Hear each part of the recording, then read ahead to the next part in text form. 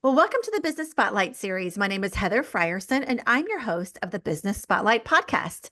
And today I have Matt Cauble, co-founder of Kin Euphorics.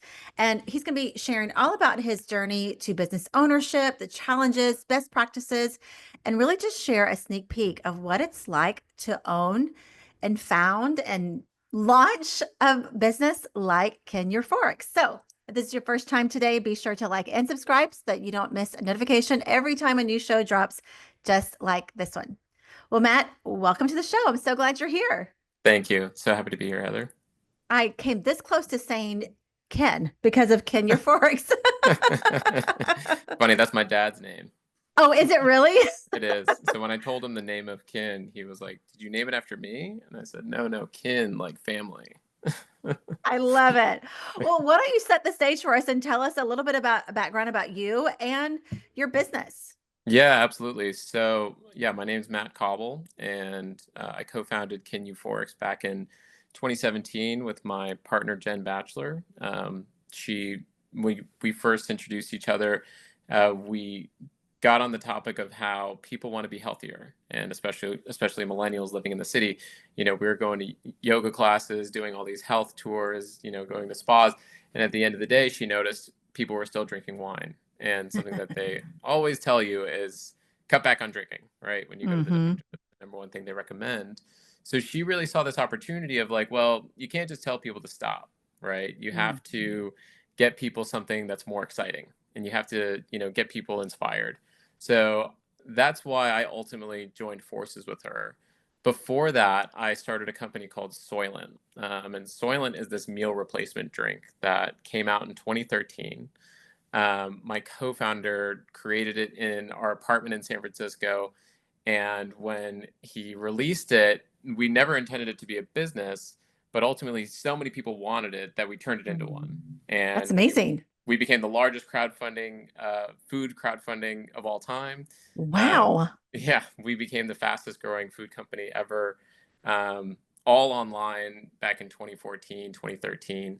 So I kind of fell into this from tech because I was working on a satellite startup, Wow. and we ended up turning it into a food company. And then since then, this is the business I've been running. This is the business I've been operating in, is like food, Hmm. health, wellness. Yeah. Ultimately, my ambition and interest is in what makes people healthier, what makes people live better Mm. lives. I'm all about enabling people to become their best self. And how do we do that? Through the food and the drinks that, we put in our bodies. So, we started Kin in 2018, 2017, and we launched our first product in 2019, and we've just been trying to figure it out and go since then. But yeah, excited to be here today, talk to you, and share more about this story. Right when you said at the beginning where your partner Jen said people are wanting to be healthy, but they still have a glass of wine at night. I Yeah. was like, oh, thanks for saying that. It's so personal, right? I mean, I felt the Yes, same way. I'm like, well, I'm about to go have some craft beer, so. I know. So then I'm your audience, Yeah, obviously. Tell me yeah. more about how it was created and what are the drink options? Yeah. So after we talked about that idea and noticed the problem in the market and the opportunity, we got to thinking. We didn't know what to do, right? Mm, I know I can make drinks, but we didn't know what that drink was. So it took us a bit of time to figure out exactly what it could be. The immediate thing that people think about is like, let's just make something that tastes like an alcoholic drink. Let's just make something mhm, that tastes like a rosé or a beer. Um, but if you think about that for a second, you're like, well, that's no fun. Like, it's not like I love the taste of rosé or beer. It's more like the combination of the feeling and the flavor is mm, what I like. So we mm, realized the importance of that feeling. So we got into the product development, just exploring all these different herbs, all these different vitamins, nootropics, things that people were using to hack their mind for focus, for improved mood, taking it as pills and powders and saying, let's turn it into a drink that's mm. sophisticated and can sit at the bar. Wow. The idea being like, hey, if you're taking these vitamins alone, wouldn't it be better if you could actually take them with your friends in a really fun setting? And turning that concept of alcohol, which is let's imbibe this drink together to have fun.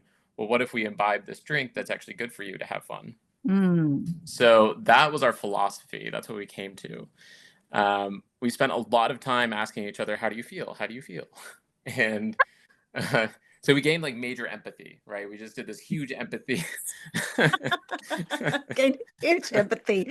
You're someone that can carry a really can't even get the word out. Conversation where you are just connecting very well with the person who's telling you So all about their deeply, feels yeah. so Exactly, because deeply. I had to, right? It was just part of the job. Learning on the job was let me understand how you feel right now. Yeah. What are you thinking now? Exactly, exactly. So very intimate, right? Very like and it's good because I think what that brought us to was this brand that ultimately is personifying that idea of empathy and connectivity and Mhm. bringing people together. I mean, literally the name kin, right? Let's make the world kin. And we can do that with drinks. We have a big philosophy around how important drinks are in culture. Um, and we want to do that with what we're building here. Yeah. I imagine that even though this might have been really fun at the process of like building drinks and you're having these incredible conversations, you're building community probably right in the Yeah, middle of it. of course. There were some major challenges. Oh yeah. I mean, What were some of those challenges?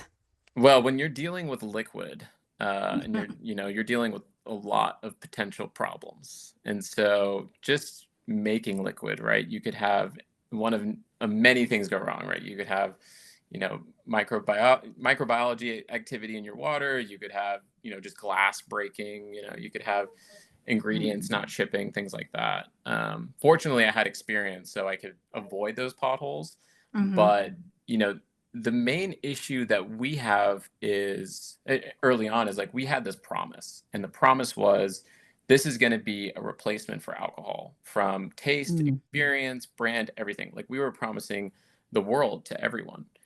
And we did that. We set our bar really high because we believed that we could achieve it. We didn't know exactly how we could achieve it. And a lot of people in the early days kind of misunderstood us, and they thought we were telling them like this is a one for one replacement for alcohol. So like you Oh, drink this and you'll feel exactly like a glass of wine. And so we had to be like, well, that's not exactly what we're trying to do. What we're trying to do is create the intention for you so that you can say, I want to go have fun, right? And instead of turning to a glass of whatever vodka or tequila, you can turn to a high road, and you can get a high road with a tonic. And you'll find that you don't feel the same as this, but you'll notice that you're dancing more, you're laughing more, you're more mm. open. So it's accomplishing your end result, but it's not going to feel the same necessarily because we're So doing you it. can still maybe do more responsible things like Yeah, driving or yeah, totally. yeah. Yeah, it's like what we realize is people use alcohol for like 100 different things, right? Like Mm. they use it for sleep, they use it to be more talkative, they use it to be more open, to more confident, like all these things, right? Alcohol doesn't really do any of that. Like it Okay. just sort of numbs you, it turns you off. So then you Mm. can, if you decide to be more a certain way. But what we realized is you can actually put things into a drink that do accomplish those things. So that's one difference, right? Is like it's not like alcohol where it's a cure all, let's call it, Mhm. um, or a sick all, if you want to say. But Yeah. it, Like, can't say cure. I mean, yeah. They would love to be able to call it like that. Every Yeah. alcohol company just Yeah. wrote that down, and they're like, Yeah. "Great, Like, let to have great. it." New slogan. Yeah, exactly right. So no, but there is actually specific things that you can do to or drink and do in order to accomplish what you're trying to accomplish. So we have that sleep drink that actually is good at the end of the Okay. day to help you wind down. We have that, morning mimosa experience that's for the brunch hour that is not only making you open up a bit, but is actually giving you vitamin C and collagen to make you healthier and beautiful from the Mhm. inside, right? Love that. Who doesn't? I know. So I'm just like, even when you said sleepy time, I'm a big sleepy time, bedtime tea drinker. Yeah. So just, and for me, it's a wind down. Yeah. It's kind of almost that signal to me. It's time to relax, take the to-do list off, and even just sit and watch a show with my kids. Yeah. Of So course. what, and I know there's herbs in it. So Yeah. tell us about Kin Euphoric. How to say it one more time? Kin Euphorics. Yeah. Yeah. Did I Kin do it? Euphorics. You did it. I'm going to be a brand ambassador here. You got it. Yeah. And what's in it to make it? You said vitamin C, collagen, those are of course a specific Yeah. drink, but it's all natural. That, I guess that's the question I'm asking. Everything in there is all natural? So what we work with is we realized when we sat down is, okay, if our feeling first, if we're a feeling first brand, and that's what we tell everyone, Mm-hmm. feeling first. You have alcohol, what we call simulated alcohol or non-alcohol, which is like this thing is trying to just be whiskey without booze, but it's not giving you a feeling. So we are a feeling first brand. And when we approach that from that perspective, we're like, we just need to find what's available to us to help people feel the way we're trying to make them feel. So when we went and created our sleepy time, which we call Dreamlight or Lightwave. So Lightwave is our canned product that's on the shelf at HEB. Or we have Dreamlight, which is our bottle product that we sell online that's more concentrated. We think about it like, okay, we need to establish a sleep feeling. The bottle is more intense. So the bottle is going to have the reishi mushroom, which is, great for sleep. Mm-hmm. It's going to have L-theanine, which is great to calm down and relax. And then it's going to have, the bottle has some melatonin. Now we dose that melatonin with a sleep expert. So we're like, look, Mm. we know people are taking too much melatonin. What's the right dosage here? And it Why turns you out, keep convicting me? I don't understand why you keep coming after me like this, Matt. how do I know you so well? It's amazing, I right? I'm like a know. mind reader. Yeah. It's almost like I spent all my time asking people how they feel and I understanding where they know. come from. Yes. So I mean, I take that as a compliment because yeah, we designed this so that people could, we know what people's problems are because we asked, Mm-hmm. right? We start Mm-hmm. we started with the customer and like, what do you want to feel? Yeah. And let's make you something that works. So when we thought about sleep, that's what we did, right? We're like, let's go Yeah. talk to a sleep expert. Let's create the thing that's actually Mm-hmm. scientific, but let's also look at the herbology and let's look at the botanics that are available to us to deliver on the effect that we're trying to achieve. And what you have with Dreamlight is it's the most effective sleep drink on the market. I take it all the time and it helps me sleep, boom, 7 hours, no wake ups in the middle. And then you have Lightwave, which is more of like the canned experience. We consider that kind of like, the six pack at the end of the day experience where someone's just Mm-hmm. looking to wind down. Maybe you're not trying to fall asleep, but you wouldn't mind feeling a little bit, chill. Yeah. Um, so we took out the melatonin because like you're not necessarily going to sleep with Lightwave. You're more just trying to relax, but it still Okay. delivers on that other part of the stack that causes that body, relaxation, the mind to Mm-hmm. calm down and things like that. That is so cool. I mean, so you mentioned HEB. Yeah. Where else can we find you guys? Oh boy, Sprouts and HEB are going to be our biggest, carriers Yeah. here in Texas. We're working on getting into the natural grocer chain. We'd love to be in Fresh Plus. We're at, bodegas smattered across the state here and there. Yeah. But our dream is to get into Whole Foods. That's Mm-hmm. that's who we're pushing to get into this year, and we know we do a lot there. Oh, we're in Target, of course. Of Target, course. I mean, that makes you legitimate. I'm going to say that right now. yeah. So tell us about that experience because you have, a CPG, if you will, and it's really hard. There's a lot of entrepreneurs probably listening right now that are creating a product, and their dream is also to get into a well-known grocer. Yeah. What were some of the things you did and had learned It's along the way? Yeah, I'll just say it's hard. I mean, that is just the reality is, look, there's tens of thousands of products that are trying to get in these Hmm. doors every day. Hmm. So if you've done it or if you can do it, kudos to you. You've made it. And if you haven't done it, don't worry because you still the whether you're in or not, it's still the same problem. You have to go and develop something for customers that they love, right? You just have to Hmm. remember that. So anytime you're thinking about where you want to be, you got to start from the place of create something that people actually want and focus on that, and then success will certainly follow. So when we got to Target, Target was challenging to get to, and we kind of lucked out, to be honest, because they decided that they wanted to launch a non-out category set inside of their store. There's only like 8 or 9 legitimate, non-alc products out there. Hmm. So we could get in sort of by default. And we Okay. we kind of did. We sort of got in just like because we were part of this group. We certainly fought for our position. We were in these meetings. We were like, no, you need to include us.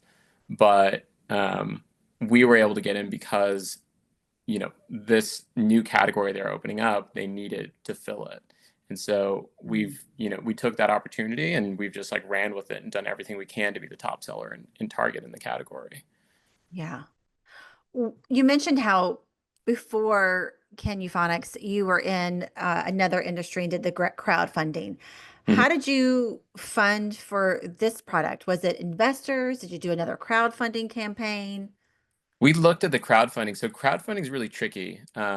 With crowdfunding, you need to have an established community before you actually do it. Mm, So there's a chicken and an egg there, where mm. it's like, if you haven't sold the product yet, how do you get people to get it?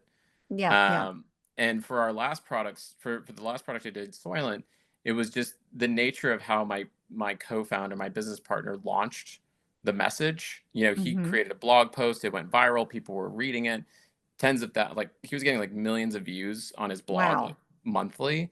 So Wow. when we launched our crowdfunding, then it was because we had an audience already, like a massive Hmm. audience of Hmm. interest.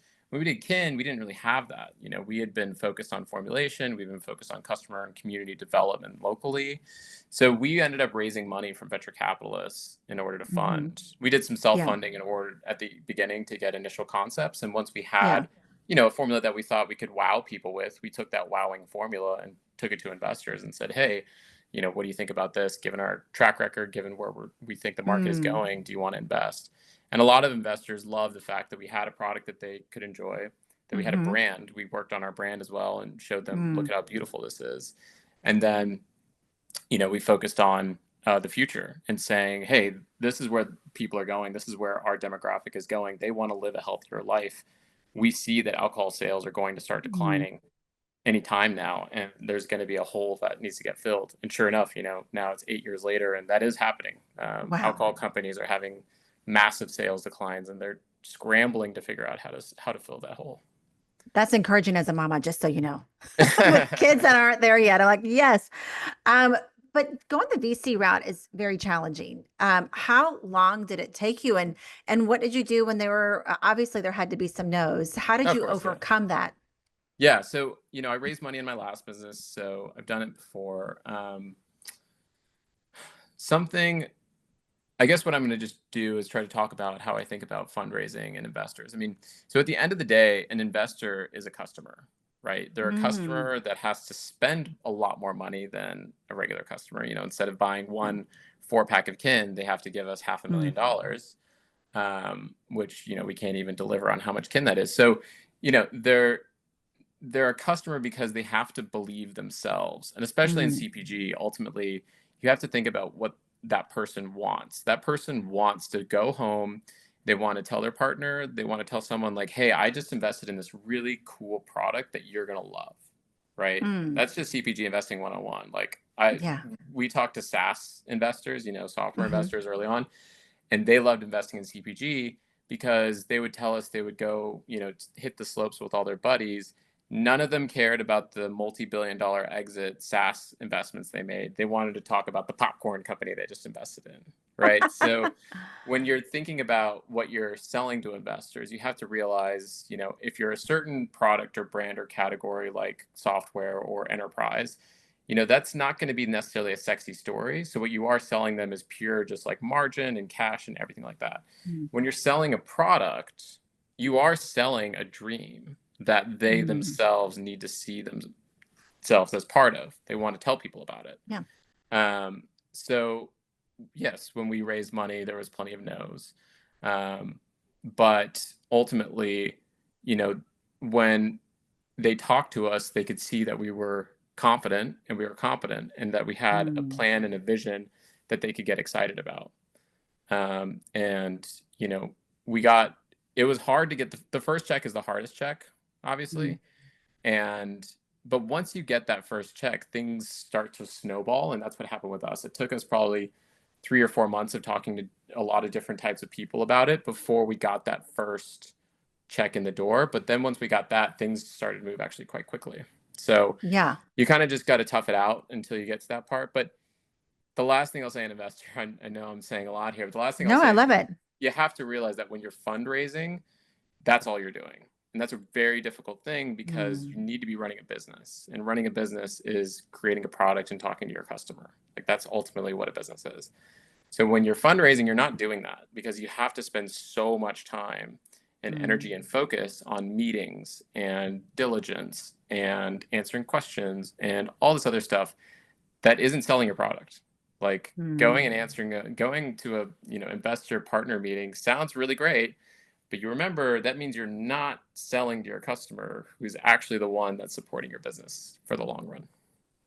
So then how do you put that on hold? Like you're selling, like you said, a dream and you don't even have a product to show, or you do maybe have samples, maybe you Something. had Yeah. sample, Yeah. Something. but um how do you do that and Yeah. manage that really where you are torn?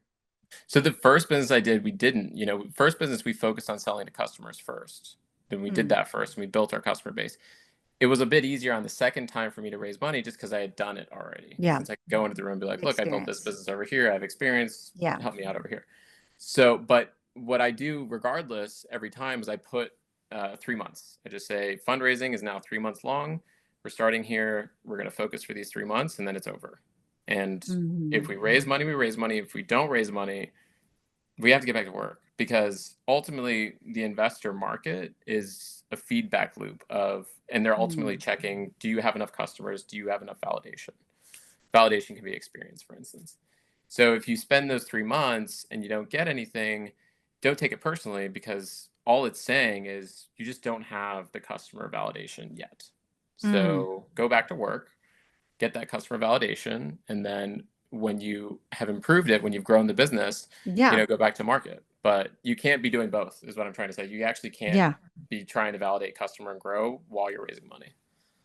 That's really, really good advice and perspective, I think, for our listeners to hear of if you're not getting it after 3 or 4 months, go tweak it, go make it better. Yeah. Focus, just focus. Because, if you're Yeah. trying to do both at the same time, what I see so many people get drawn into is they end up drawing out this fundraising process 9, 12, 18 Mm. months while they're Yes. also trying to work on their business. And then the customer isn't getting a good experience and they don't care anymore. And then investors don't care. And what you end up doing is you're splitting this attention and you get nothing. Yeah. So It's you don't true. want that. Don't want that. Okay. So you're 5 years in. It's obviously more than just you and Jen now. Tell us a little bit about your team and how you run the business. Yeah, so we run super light. You know, we don't do any of our own manufacturing. We work with the co-manufacturer. We don't have any warehouses. We work with 3PLs. Our website is hosted on Shopify, so we don't need a developer. That's Um, amazing. right? I mean, setting up a business in 2025, Yeah. especially with AI, like if I was doing it today, I would maybe hire two people Yeah. and Isn't that scale it. crazy? It's Yeah. insane. Yeah, I mean, I Yeah. showed our marketing. I heard our marketing like, "Hey, look, this is ChatGPT. Let's put in some concepts for marketing," and like it generated 20 brand briefs. Just boop, and like there you go. Like There your you work is go. done for the week. The True. result of that does mean there is like now a race. Like you have to be the expected throughput of any person, individual, or business right now has like 10x or 100x. Because just like any new tool, it's Mhm. not like, oh, it makes things easier so you can spend time doing something else. That's like sort of what people Mhm. wish was true, if that makes any sense. The reality is that you're going to be expected to still work your 8 hours a day. You're just expected now to do 10 times more in those 8 hours because you have this tool that can help you make things happen. So when we're our business right now, we're 7 full-time employees, and we work with 3 other contractors on, um, design and direct marketing and things like that. But those 7 people are core to making sure the trucks are on the road, making sure our marketing strategy is fine-tuned and ready to go, and keeping our sales accounts Mhm. managed and growing. Yeah. It's incredible that you can run such a company because of tools like that with a lean team, like 7 people and Yeah. contractors. Yeah. Oh, yeah. That's amazing. So and you don't have to give specifics, but as far as growth Yeah. financially, how have you grown the company? Yeah, so the first 2 years was all e-commerce, and we were doubling Mhm. revenue every year for the first 3 years. Then in 2021, when the privacy rules changed Mhm. around Apple and Facebook, everything changed for us too, and every other CPG company. And this turned out to be the Armageddon for CPG in 21, Mhm. 22. And we survived it. We're happy we did because we shifted focus and we kind of saw the writing on the wall. We also developed our brand as a physical experience. So online is great, but honestly, like we dominate when we're sitting on the shelf next to our competitor. Mm, We're so beautiful. Um, so we had to start switching over to more retail wholesale focus in 2020 hmm to 2023. And so we've been focusing growth there, and we've been doubling that business every year since then. So we aim to try to double every year. We think that's a sustainable growth metric. Um, and we did that for the first 3 years for e-commerce. Then that flatlined thanks to changes, and then hmm starting our retail business, focusing on that. We've been doubling that since then. That's awesome. Congratulations. Thank you. When you think about where it's already been, where do you see it going in the future? Like say 3 to 5 Yeah. years, where do you want the company to be? Yeah, I mean, we're only in 4,000 doors today. Um, we're in Target, Sprouts, and HEB, but Mhm. we just launched in Walmart, in 100 stores in Walmart just 2 weeks Awesome. ago. So Walmart is an amazing brand. It's an amazing business. I'd love to hmm focus on getting into more doors there. We're not in Whole Foods. Whole Foods is a huge opportunity for us. So from a distribution standpoint, I see a few more opportunities there, but I also see us, you know, penetrating deeper inside the store. One thing that makes us truly unique is that we're not just a non-alc. We're also not just a healthy soda or functional health drink. We're both. So, mm a non-alc beer can't sit next to Ollie Pop or Poppy. Um, Mm. and Ollie Pop or Poppy won't sit at the bar, right? So, but we can hit all three. So we can be in that healthy living section, we can be in that non-alc section, and we can be at the bar, right? Like we can have bartenders pouring us up. So our biggest opportunity then is to tell that story to people, to show them, Mhm. hey, yeah, this is a non-alc, but it's also functional. It's also a health drink, Mm. right? It's something that's going to make you live longer and feel better. Is it So is it currently at bars? Could I go sit at a bar and say, "Hey, I want a drink with Ken"? there's some in New York that certainly carry it right now, That's but amazing. Well, that's where it begins. that's where we started. Yeah. And that's how we started in 2019, 2020. A big part of our sales strategy was doing at the bar. It is extremely expensive to do it. It Mm. just like the nature of distribution to bars and Mm. restaurants is like it's a whole Mhm. nother animal. We got to stay focused. But if we're talking about a 3 to 5 year timeline, yeah, I mean, I want to see us in the healthy living section, the non-alc section, the Mhm. sitting at the bar, people pouring it up, realizing that Kin is just a drink for all occasions, Yeah. um, and Do you, and just yeah. oh, I'm sorry. I was just gonna say, do you foresee, are you already planning for what the roadblocks would be that you need to knock down? We're not even there yet, thankfully. Yeah. Our roadblocks right now are called 1 foot hurdles. It's picking up the That's phone awesome. and Yeah. dialing for deals, and that's all we need to be doing right now. Yeah. Um, the if I'm trying to guess like what those big hurdles are going to be, competition is going to get bigger and bigger. Just the hmm nature, we just talked about how you can start a whole company right now with 3 people and some AI tools. So someone's out there thinking about it, and we know that's coming. Yeah, I love that. Before we get into some fun rapid fire questions, I Yeah. really like to share just when you think about where you've been and where you're going, what brings you the most joy and keeps you passionate about can you Oh yeah. I mean, we've changed people's lives, right? mm, So how many how many brands out there can tell stories about mothers reconnecting with their daughters after 20 years of not talking to them? You know, oh how many people can? My sister actually discovered that she had a problem with alcohol that she addressed, and she thanks mm, Kin for making that possible. So while it's super fun to talk about sales and all these other things, at the end of the day, what lights us up is getting people into our kinship, right? Bringing yeah, people into what we consider this movement that will ultimately um, last forever. The yeah, way that people have joined the Coca-Cola movement, or people have yeah. joined the craft beer movement. We see Kin hmm as another one that we want people to feel a part of and to get the hmm benefit out of. I like the kinship movement. That's really cool. We didn't Exactly. touch on marketing, so really quickly, just what has been your best marketing strategy to get the word out? Just connecting to customers, Yeah. honestly. Just that's the nature of our business is, we're not about telling people how to feel. Mhm. We're about asking them. So our best foot forward is when we're connecting on that true level and to Yeah. to work with our community. Yeah. It's awesome.